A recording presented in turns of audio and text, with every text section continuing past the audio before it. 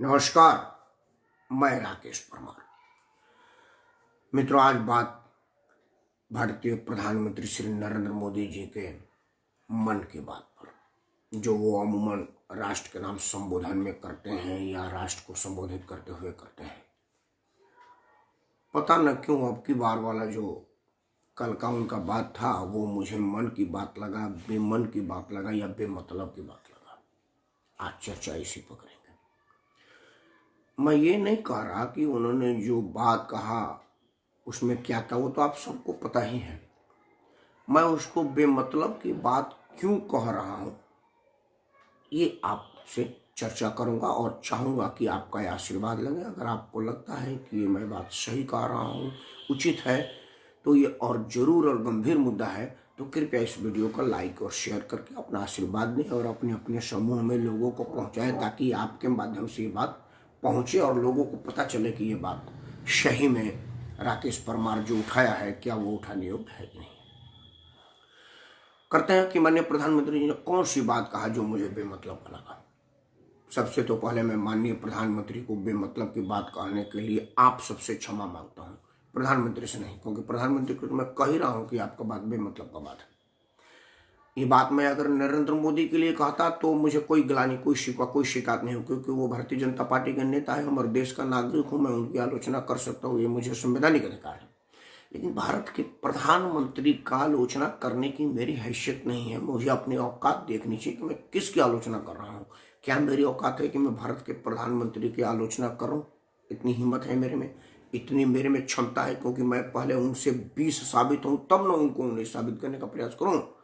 ऐसे थोड़ी है कि फेसबुक है तो मुंह फाड़ करके कुछ भी बोल दे। लेकिन नहीं, भारत का प्रधानमंत्री भी आलोचना का पात्र अगर बनने का बात करेगा तो वो आलोचना किया जा सकता है, और शुद्ध और स्वच्छ लोकतंत्र में ये बहुत जरूरी है। आप भी करें, आप भी देखें कि क्या आप जो बात कर रहे हैं वो आलोचना की योग्य और आलोचना के परिधि में आता है, और अगर आवश्यक है कि ये आलोचना करने से कुछ बढ़िया हासिल होने वाला है तो आपको भी आलोचना करना चाहिए। मैं कर रहा हूं, क्यों कह रहा हूं वो आपसे सामने रख रहा हूं। मित्रों, माननीय प्रधानमंत्री जी ने समझाया कि कोरोना अभी गया नहीं है, उसी घातक में है, ये डॉक्टर बोल रहे हैं, वो डॉक्टर बोल रहे हैं, आप लापरवाही हटी तो दुर्घटना घटी, जब तक दवाई नहीं तब तक ढिलाई नहीं। मैंने इन्हीं विषयों पर उन्होंने 5-7 पॉइंट रखा। वो एक एक पॉइंट का चर्चा करके आपका टाइम नहीं खराब करेंगे। एक तरफ तो देश का प्रधानमंत्री देश के जनता को अपडेट कर रहे हैं, अवगत करा रहे हैं, ये बहुत बड़ी बात, बहुत सुंदर बात है। सिर झुका के अपने प्रधानमंत्री को मैं नमन करता हूं कि हमको एक ऐसा प्रधानमंत्री हुआ जो सीधा जनता से संवाद कर रहा है अपनी बात रखने के लिए। कोई नोटिफिकेशन नहीं, कोई अध्यादेश नहीं, कोई वो नहीं, सीधा टीवी पर आता है, रेडियो पर आता है, बोलना चालू करता है, और लोग कान लगा करके 11 बजे बैठे रहते हैं कि भारत का प्रधानमंत्री मन की बात क्या करेंगे, राष्ट्र के संबोधन में वो क्या करेंगे। लेकिन अगर भारत का प्रधानमंत्री राष्ट्र का संबोधन मतलब की बात की जगह बेमतलब के साबित होने लगे तो वो चिंता का विषय, और इन पर हम सबको चिंता करना चाहिए। बेमतलब का बात क्या है? आप कह रहे हैं कि ढिलाई नहीं, चेहरे पर मास्क लगाइए, उचित दूरी बनाइए, ये आपने कहा, बिल्कुल ठीक है। लेकिन आप ही ने भी हर चुनाव में कितना सोशल डिस्टेंस का पालन आपके पार्टी के लोग कर रहे हैं, आपके गठबंधन। मैं लालू जी के बेटे को नहीं कर रहा, वो विरोधी है, आपका विरोधी कर रहा, छोड़िए। आपकी स्वयं की पार्टी, जो भारतीय जनता पार्टी के अध्यक्ष का संबोधन हुआ था, भारतीय जनता पार्टी के प्रदेश अध्यक्ष का संबोधन हुआ था, मंत्री का संबोधन हुआ था, आपका गृह मंत्री वहां गया हुआ है, आपके कैबिनेट का है, आपके कैबिनेट में बैठने वाला मंत्री गया हुआ है, और उसने भी अपनी सोशल डिस्टेंसिंग की पालन नहीं किया। माननीय प्रधानमंत्री जी, ये सोचने वाली बात है कि इस तरह की बात तो बेमतलब की बात कही जाएगी, तब मुझे कहीं गलानी नहीं हो रही कि मैं भारत के प्रधानमंत्री की आलोचना कर रहा हूं, क्योंकि वो आलोचना के पात्र स्वयं बन रहे हैं। मैं तो बल एक कदम और आगे देशवासियों से क्षमा मांगता हूँ, दोबारा से प्रधानमंत्री से नहीं, क्योंकि प्रधानमंत्री क्षमा के योग्य नहीं।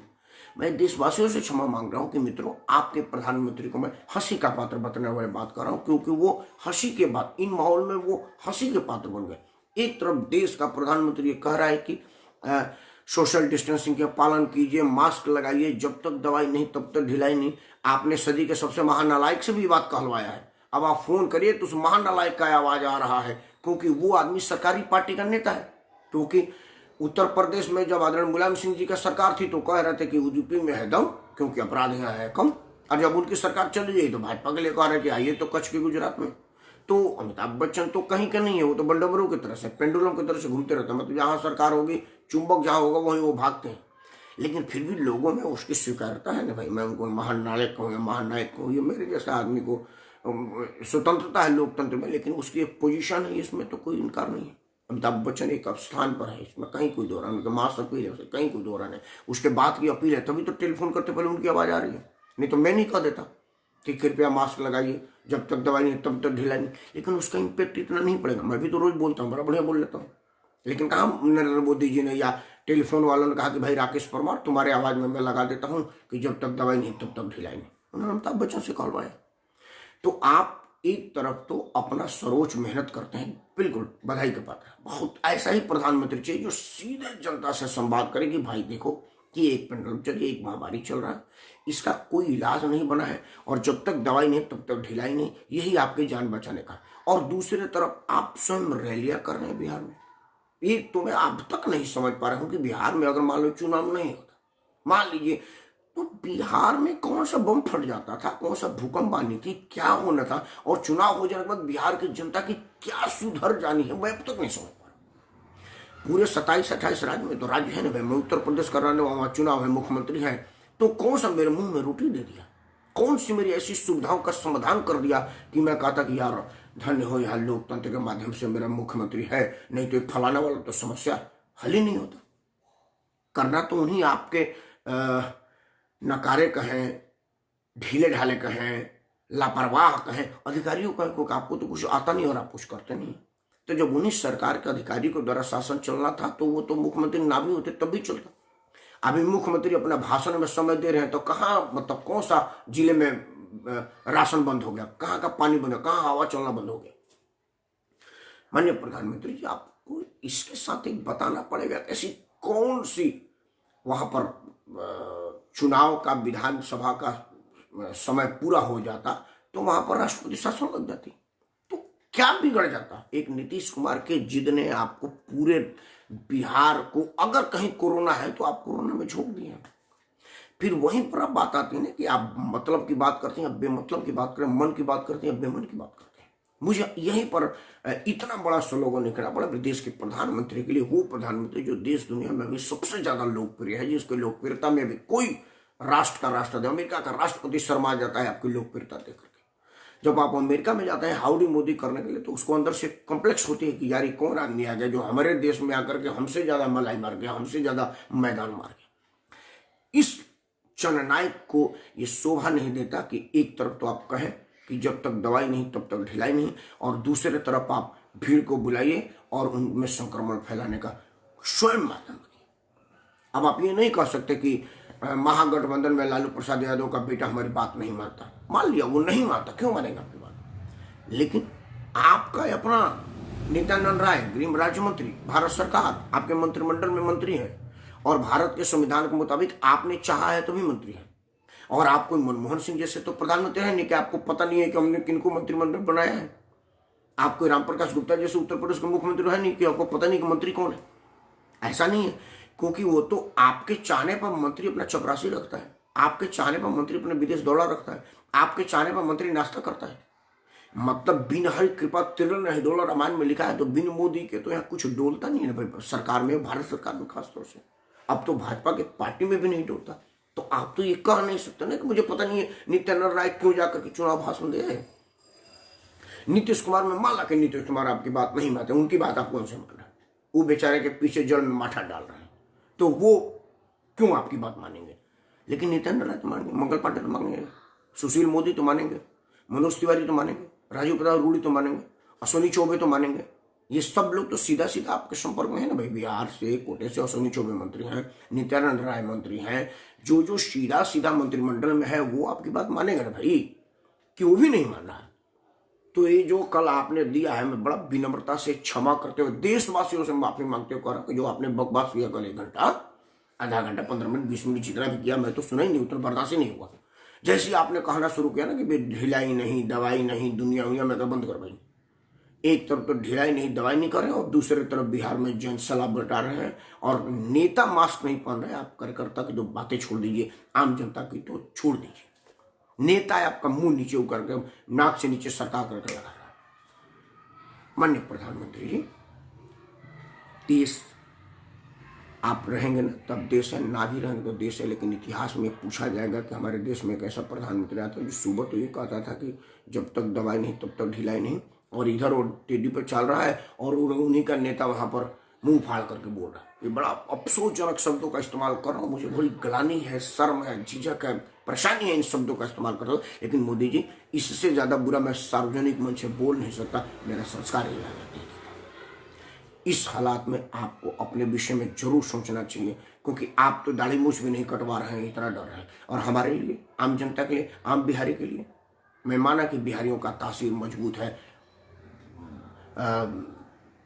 भगवान बुद्ध के धरती के हैं, जहाँ बुद्ध को ज्ञान प्राप्त हुआ, भगवान का आशीर्वाद, ईश्वर अल्लाह वाहे गुरु, गुरु नानक जी गुरु ने मतलब सिखों के गुरु जी का वहां पर जन्म स्थान हुआ। उतने पवित्र भूमि के लोग, उनका कुछ नहीं होगा, मैं मानता हूँ। लेकिन आपने तो उनको उन्हीं के सारे छोड़ दिया ना भाई, कि चढ़ जा सूली पे, भीतर भगवान भला करेगा। हमारे भोजपुरी में कहा होता है, ये चढ़ जा बेटा सूली पे, भगवान भला करेंगे। आप भगवान भला करने के तर्ज पर आपने सूली पर चढ़ा दिया बिहार वासियों को। ये बात हमेशा आम बिहारी आपसे पूछता रहेगा कि आखिर इस पहला प्रश्न ये होगा कि आम महामारी में चुनाव क्यों, और दूसरा अगर चुनाव है तो आप चुनाव के दौरान राष्ट्र को संबोधन में ये आप एक तरफ कह रहे हैं कि जब तक दवाई नहीं तब तक ढिलाई नहीं, और आप वही का नेता चुनाव बिहार में लड़ रहा है और वहां पर भीड़ इकट्ठा कर रहा है और लोगों के सामने खुद ही मास्क नहीं पहन रहा है, दूसरे को तो बात छोड़ दिए, स्वयं मास्क नहीं पहन रहा है, भीड़ में तो बात छोड़, उसके मंच पर जो लोग हैं वो मास्क नहीं पहन रहे। मंच पर इतना भीड़ थी कि कई जगह मंच टूट गया है आपके लोगों को भीड़ से। वो तो आपका लोकप्रियता है, वो जानबूझ के मंच तोड़ा जाता है ताकि लगे कि भाई इतना नेता को सम्मान करने के लिए जनता आती है कि मंच टूट गया। ये तो मतलब प्रोपेगेंडा है, एक तो इसको क्या बोलेंगे, ये सस्ती लोकप्रियता पाने का साधन है कि भाई मंच तुलवा दीजिए, लोगों को लगेगा कि भीड़ इतना ज्यादा थी। लेकिन आज के तारीख में लोग पूछेंगे ना भाई कि मंच पर इतना भीड़ गया ही हो, लोग कोरोना के लिए नेताजी को संक्रमित करते और नेताजी उन लोगों को संक्रमित करते हैं, ये प्रश्न तो बनता है ना मेरे भाई। तो आज देश की जनता पूछ रही है कि माननीय प्रधानमंत्री जी मन की बात करते हैं, बेमन की बात करते हैं, या बेमतलब की बात करते हैं, या वो अपने मन की बात बेमन से करते हैं। ये भी एक प्रश्न होता है कि ना आपने मन की बात की बेमन से, उसका कोई मतलब नहीं और जा करके बेमतलब साबित हो रहा है। माननीय प्रधानमंत्री को बताना पड़ता है।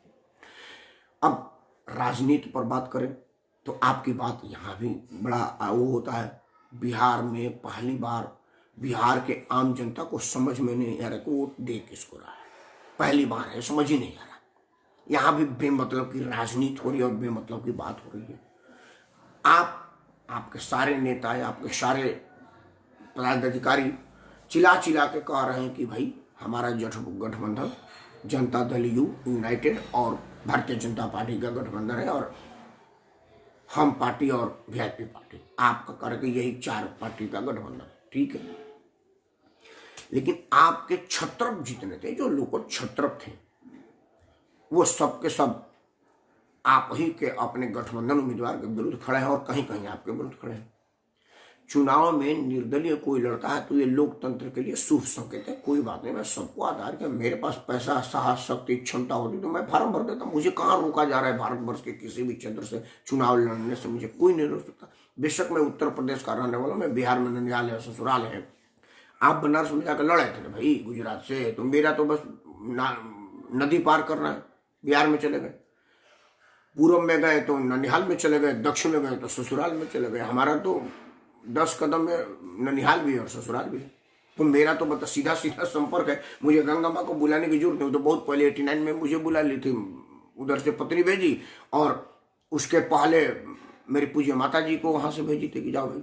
तो हमें तो बुलाने की भी जरूरत नहीं, हमारे तो आमंत्रित है हम पहले से। लेकिन हमने कहा है लोकतंत्र में चुनाव लड़ने के लिए सबको अधिकार है, लड़ा जा सकता है, लेकिन ऐसा कभी नहीं लड़ा जा सकता कि आप कह तो रहे कि हमारा गठबंधन ही है, और जिसके लिए कह रहे हैं वो कह रहे हैं कि मोदी हमारे दिल में बसे हुए हैं। आपके पार्टी का आधिकारिक प्रवक्ता चौरसिया कह रहा है कि भाई भीड़ सारा भाजपा की है, देख लीजिए। पत्रकार को कह रहे हैं, कोई रात के अंधेरे में गुप्त बात नहीं हो रहा, पत्रकार को कह रहा है कि देखो ये सब लोग भाजपा का है, ये फलाना अध्यक्ष है, फलाना मंडल के तालुका अध्यक्ष है, तालुका अध्यक्ष से लेकर के और ऊंचे ऊंचे अध्यक्ष तक के लोग जो पदाधिकारी हैं वो माइक और कैमरे के सामने कह रहे हैं कि जी हम भाजपा के लोग हैं, चौरसिया जी को वोट देंगे, जबकि वहां से गठबंधन का उम्मीदवार हो रहा है। तो ये एक अलग बात है। अब यहाँ पे भी लोगों को बेमतलब की बात लग रही है, और इतना बेमतलब की बात रही है कि आपको डैमेज कंट्रोल के लिए आ रहे हैं। जहां तक हम लोगों की थोड़ी बहुत जो जानकारी है मैं ये तो नहीं कर सकता। मोदी जी के पास तो आई भी है, सीबीआई है, राह है, खुफिया है, पत्रकार है, पक्षकार है, गद्दार है, विकलाकार है, ये सब लोग उनके पास है। वो ज्यादा सच्चाई बताएंगे, लेकिन हम लोगों के पास कुछ नहीं है। यार दोस्त मित्र है वो सही बता देते हैं। यार दोस्त मित्र कर रहे हैं कि यार ये ड्रामेबाजी में भाजपा का नुकसान हो रहा है, क्योंकि नीतीश कुमार एक पुराने खिलाड़ी है, इसमें भाजपा का नुकसान हो रहा है। तो कहीं ऐसा ना हो कि चुनाव बाद एक और बेमतलब का चीज होने वाला हो, जिसका आशंका व्यक्त किया जा रहा है मेरे द्वारा। मैं नहीं कर रहा कोई मैं राजनीतिक पंडित हूं, क्योंकि मेरी ये आकलन है, आप सब याद करिएगा। और ये बेमतलब की बात नहीं होगी, बेमतलब की बात है और मुद्दे की बात है। कहीं ऐसा ना हो कि नीतीश कुमार मुख्यमंत्री बन जाए और दो युवाओं को मुख्यमंत्री बना दे, रामविलास पासवान जी के बेटा और लालू प्रसाद जी का बेटा, और तीनों मिल जाएंगे तो गठबंधन की सरकार बना देंगे। क्योंकि ऐसी स्थिति आपकी चल रही है। एक ये भी स्थिति चल रहा है कि अगर रामविलास पासवान जी के बेटे को ज्यादा सीट मिलती है तो यहाँ मुख्यमंत्री बन जाएगा और अपने एक आदमी को वहां पर मंत्री बना देगा केंद्र में। एक स्थिति, क्योंकि अभी आपके पास केंद्र में सरकार है और केंद्र की लालच छोड़ना नहीं चाहेगा चिराग पासवान। लेकिन चिराग पासवान को केंद्र में कुछ नहीं मिलने वाला, उसे मिलने वाला है तो बिहार में, क्योंकि युवा है, उसके पास उम्र है, अनुभव है, पिताजी का विरासत है राजनीति करने की, अपने बाप की स्कूल में सीखा हुआ मंत्र है। तो युवाओं के हाथ में जाएगा तो उसके लिए भी कुछ नहीं, जीत चिराग का ही हो रहा है। लेकिन हार आपके राजनीतिक साख पर हो रहा है कि Bharatiya Janata party with difference वाली पार्टी, कहती कुछ है, करती कुछ है, होता कुछ है, दिखता कुछ है। ये एक बात है। ये बात भी पूरे बिहार में कह रहे हैं कि गठबंधन में इसके साथ है और आपके लोग लड़ रहे हैं उस पार्टी के साथ, रैली में उसके साथ जा रहे हैं, गठबंधन में उसके साथ जा रहे हैं, सभाओं में उसके साथ जा रहे हैं। तो ये होकर रहा है। इन सब बातों के लिए माननीय प्रधानमंत्री जी आपसे बस एक छोटा सा मेरा प्रार्थना है कि हो सके तो किसी दिन मन के बात में आप ये जरूर बताइएगा कि बिहार में चुनाव कराने की बाध्यता क्या जरूरत थी, ऐसी कौन सी मजबूरी थी। अगर वहां राष्ट्रपति शासन लागू हो जाता तो क्या बिगड़ जाता। पहली बात ये जरूर बताइएगा कि कोरोना महामारी में जहां आपने एयरपोर्ट बंद कर दिया, अस्पताल बंद कर दिया, स्कूल बंद कर दिया, मंदिर बंद कर दिया, कलकत्ता में दुर्गा पंडाल बंद हो गए, जो कलकत्ता के दुर्गा पंडाल में दुनिया से बाहर से लोग, जिस तरह से मुंबई में गणपति के उत्सव देखने के लिए देश विदेश से लोग आते थे, उसी तरह से कलकत्ता में दुर्गा पंडाल देखने के लिए, दुर्गा पूजा नवरात्रा देखने के लिए देश विदेश से लोग आते थे। वो सबके सब बंद है। तो ऐसी कौन सी मजबूरी और दबाव था जिसमें आपको बिहार में चुनाव कराना पड़ा। मतलब चुनाव खुला हुआ है, बाकी सब बंद है। उसी बिहार में स्कूल कॉलेज बंद है, चुनाव खुला हुआ है।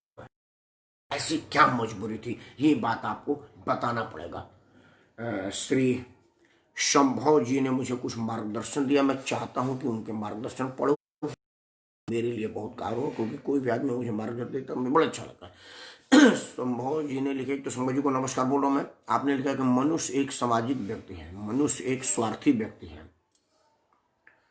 उसके आगे लिखा है, मेरे ख्याल से नीचे आ नहीं रहा, अगर आने कुछ लिखा तो दीजिए। सामाजिक व्यक्ति, देखिए आप एक बिल्कुल ठीक कर रहे हैं कि मनुष्य एक सामाजिक व्यक्ति है, ठीक है, उसको समाज में रहना चाहिए। तो फिर माननीय प्रधानमंत्री का वो बात का काट हो गया ना भाई, कि जहां वो कह रहे हैं कि भाई सोशल डिस्टेंस पर आइए, जब तक दवाई नहीं तब तक ढिलाई नहीं। माननीय प्रधानमंत्री ने संबोधन में कहा है। अमिताभ बच्चन से भी कहलवा रहे हैं, आप फोन करिए ना तो सबसे पहले अमिताभ बच्चन बोलेगा हेलो, जब तक दवाई नहीं तब तक ढिलाई नहीं, कोरोना भी गया नहीं है। उसके बाद जब दूसरे घंटी बजेंगे तब ये कहा जाएगा। मतलब आपको 1 मिनट तक इनका बकवास 2 बार आपको सुनना पड़ेगा। और मैं बकवास नहीं, तो बड़ा जरूरी है, मैसेज है, लेकिन इसको माननीय प्रधानमंत्री जी बकवास साबित कर रहे हैं। क्योंकि एक तरफ आप बोल रहे हैं कि इधर ढलाई नहीं, और सेम टाइम आपका बिहार में आपका नेता कह रहा है कि आइए आइए भाजपा को वोट दीजिए, हमारी ये बात सुनिए, हाथ जोड़ के भाजपा भाजपा कर रहा है। वो स्वयं मास्क नहीं पहने और उसके आजू बाजू जो लोग बैठे हैं वो मास्क नहीं पहने हुए हैं। तो इसमें स्वार्थी होना दिख रहा है। और अगर स्वार्थ राष्ट्र को नुकसान हो तो अब उससे बड़ा गलत और उससे बड़ा नुकसान भाई हो ही नहीं सकता। ये मेरा मन है, मैं कोई बहुत बुद्धिमान ज्ञान महान नहीं हूं, लेकिन मेरा मानना है कि अगर मेरा स्वार्थ राष्ट्र को नुकसान पहुंच रहा है तो फिर मेरे स्वास्थ्य को मेरे स्वार्थ को संयम की जरूरत है, नियंत्रण की जरूरत है, उस पर अंकुश लगाने की जरूरत है। क्योंकि एक मेरे स्वार्थ के लिए राष्ट्र को खतरे में नहीं डाला जा सकता, एक मेरे स्वार्थ के लिए पूरे बिहार को खतरे में नहीं डाला सकता। और एक बिहार का मतलब है कि पूरा देश खतरे में हो जाएगा। क्योंकि एक बुरहान से चला हुआ था, आज पूरा दुनिया उससे संक्रमित हो गया। तो बिहार में तो 7-8 करोड़ लोग हैं। अगर ये सबके सब लोग दिल्ली, बॉम्बे, बेंगलोर, कलकत्ता आते हैं, आप सोचिए अगर संक्रमण फैला तो कई लोग दिल्ली से चुनाव में मदद करने, मेहनत करने नेताजी के गए हैं। क्योंकि आजकल पेड कार्यकर्ता है, दिल्ली में लकड़ाऊ में काम खाली है, वो लोग रोजगार के चक्कर में वहां गए हैं। तो वो जो नेताजी जय हो कि 200-200 रुपया लेकर के करते हैं ना, आजकल मेरे ख्याल से 600 की जय होने, उनको पता नहीं कौन से पार्टी का है, उनको नेताजी को ना शाम को 600 रुपया दारू बिरयानी मिलेगा, अपना पी के घर चलते हैं। वो लोगों को गरीब का रोजगार मिल जाएगा। तो वो लोग अगर फिर बिहार से दिल्ली आएंगे, बेंगलोर जाएंगे, पंजाब जाएंगे, कलकत्ता जाएंगे, बॉम्बे जाएंगे, तो वो अपना बीमारी कन्वे करके ले आकर उनको संक्रमित करेंगे ना भाई। और अगर नहीं करेंगे तो माननीय प्रधानमंत्री जी को अपने संबोधन में नहीं कहना चाहिए था कि जब तक दवाई नहीं तब तक ढिलाई नहीं। क्योंकि ये माननीय प्रधानमंत्री जी कह रहे हैं, मैं नहीं कह रहा हूं। माननीय प्रधानमंत्री जी ने कहा है कि 7-8 पॉइंट उन्होंने बताया है कि ये बात, अगर इन बात को, हाँ पुण्य शर्मा, कैसे हो शर्मा जी, नमस्कार, कहाँ हो? मैं भी आज बहुत दिनों के बाद द्वारका पीएफ ऑफिस गया था। बड़ा बदला पिया था भाई। वो चैम्बर में से निकलना पड़ा सैनिटाइज होकर के। मैं टीवी में देख रहा था कि कैसे आदमी को छिड़काव से सैनिटाइज करते हैं, आज स्वयं भी अनुभव लिया। कैसे शर्मा जी, ठीक ठाक है मेरे भाई? नमस्कार शर्मा जी। तो इन स्थिति पर आपको बताना पड़ेगा, आपको मतलब माननीय प्रधानमंत्री की जिम्मेवारी है कि वो बताएं कि दिल्ली में तो मैं बोल रहा हूं कि जब तक दवाई नहीं तब तक ढिलाई नहीं। और मेरे ही पार्टी का, मेरा ही गृह राज्य मंत्री, मेरे ही मंत्रिमंडल का एक सहयोगी पटना में करेगा, आइए भीड़ बनाइए, भीड़ इकट्ठा कीजिए, और मास्क नहीं पहन रहा है। कथनी और करनी में कितना अंतर है। अब मैं सुन रहा हूं अपने मोबाइल पर, टीवी पर कि प्रधानमंत्री कह रहे हैं कि जब तक दवाई नहीं तब तक ढिलाई नहीं। और जैसे ही हमने चैनल बदला, क्योंकि प्रधानमंत्री के सुनने के बाद तो कोई और चैनल चलता नहीं, जैसे दूसरा चैनल आया उस पर आ रहा है कि आइए मंच गिरवाइए। तो इन सब बातों पर मैं यही कहूंगा ना कि भाई प्रधानमंत्री ठीक बोल रहे, क्योंकि गृह राज्य मंत्री ठीक बोल रहा है, क्योंकि गृह राज्य मंत्री कोई एक मास्क नहीं पहना हुआ है। ये अगर होगा तो ये बड़ी ही दुखद, बड़ी चिंता और प्रधानमंत्री के प्रतिष्ठा को प्रभावित करने वाला है। इससे प्रधानमंत्री का वो जो राष्ट्र में प्रतिष्ठा बनी है कि प्रधानमंत्री कह रहे हैं तो बहुत बढ़िया, उसको अक्षरशः स्वीकार किया जाए। तो हमारे जैसा आदमी जो थोड़ा बहुत सोच लेता है, तर्क करने का क्षमता रखता है, वो पूछेगा कि प्रधानमंत्री कह रहे हैं कि जब तक दवाई नहीं दिलाई और बिहार में भीड़ में हो रहा है, ऐसा क्यों? तो मैं चाहूंगा कि भारत के माननीय प्रधानमंत्री हर मुद्दे पर ट्वीट करते हैं, हर मुद्दे पर सफाई देते हैं, हर मुद्दे पर आकर बोलते हैं। तो मेरा एक हाथ जोड़कर प्रार्थना है कि आप सब लोग इसको लाइक, शेयर और भेजें ताकि माननीय प्रधानमंत्री तक जाए और माननीय प्रधानमंत्री जी बताएं। पहला मेरा 2 ही प्रश्न है, ज्यादा मांग ही नहीं है, ज्यादा की तो इच्छा ही नहीं है। 2 प्रश्न। पहला प्रश्न, ऐसी कौन सी मजबूरी थी, ऐसी कौन सा आफत आ रहा था कि आपको बिहार में चुनाव कराना पड़ा? पहला, क्या आफत थी? क्या एक आदमी के जिद ने सब लोगों का जान जोखिम में डाल दिया? जी भाई वो बोला कि नहीं प्रधानमंत्री नहीं बनने का, हम समझौता तोड़ देंगे, ऐसा क्या था आपको बताना पड़ेगा। क्योंकि क्या क्या हुई रे सजन से बात सवेरे हमें बतलाना, ही गाना है ना, तो वो कमरे में क्या क्या हुई बात सबको बतलाना, क्योंकि यह आपकी जिम्मेवारी है राष्ट्र को सही बातों से अवगत कराना। और दूसरा, अगर जब तक दवाई नहीं तब तक ढिलाई नहीं, इस तरह की लापरवाही क्यों? तो क्या है आपके गृह राज्य मंत्री, आपके स्वास्थ्य मंत्री, आपके स्वास्थ्य राज्य मंत्री, आपके चुने हुए संसद सदस्य और चुने हुए विधायकों की सदस्यता कैंसिल ना कर देता है? उन पर महामारी का मुकदमा डालो। पति पत्नी गाड़ी में जा रहा है, पुलिस वाला चालान कर, इधर भाई तेरा मास्क नाक से नीचे था, ये चालान ले। हम रोज टीवी में दे रहे हैं, एक कह रहा है कि हम पति पत्नी बैठे, हम लोग घर में बिना मास्क के कराते हैं मेरे भाई, एक ही बेड पर सोते हैं, तो करा वो घर में सोओ।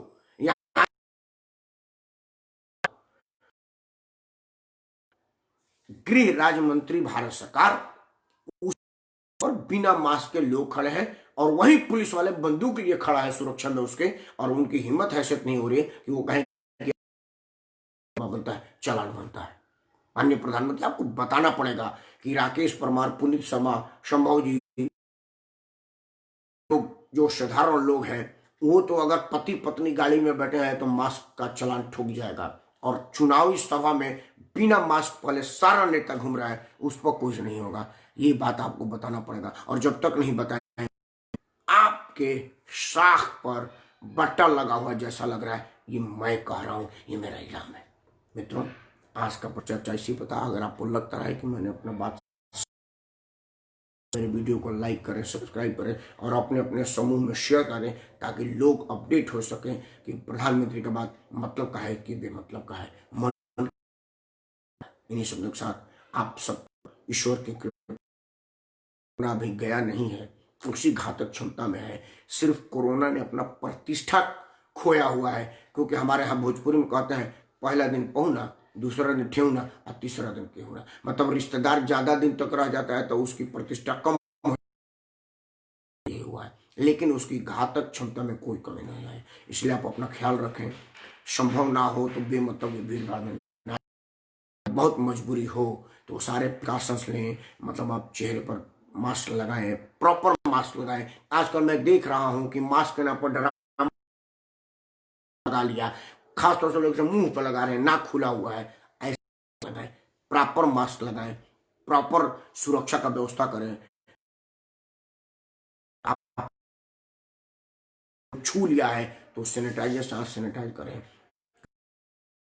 सरकार के लिए गिनती होंगी कि कोरोना मरीज बढ़ा या मरा, लेकिन आप अपने लिए, आपके परिवार के लिए आप ही पूरे हैं। आप ही से परिवार की शुरुआत है, आप ही पर परिवार समाप्त है।